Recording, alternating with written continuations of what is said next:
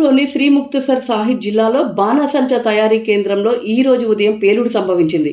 ఈ ఘటనలో 5గురు కార్మికులు మరణించారు. పలువురు తీవ్రంగా గాయపడ్డారు. ఈ ఘటనపై సమాచారం అందుకున్న పోలీసులు, అగ్నిమాపక సిబ్బంది ఘటనా స్థలానికి చేరుకొని సహాయక చర్యలు చేపట్టారు. అందులో భాగంగా క్షతగాత్రులను జిల్లా ప్రభుత్వ ఆసుపత్రికి తరలించారు.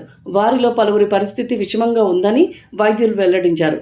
మృతదేహాలను పోస్టుమార్టం నిమిత్తం ప్రభుత్వ ఆసుపత్రి తరలించామని డీఎస్పీ జస్పాల్ సింగ్ తెలిపారు. మరోవైపు సహాయక చర్యలు కొనసాగుతున్నాయని చెప్పారు. సింగ్వాలి కోట్లీ రహదారి సమీపంలోని ఈ బాణాసంచా తయారీ కేంద్రంలో శుక్రవారం తెల్లవారుజామున ఈ పేలుడు సంభవించిందన్నారు.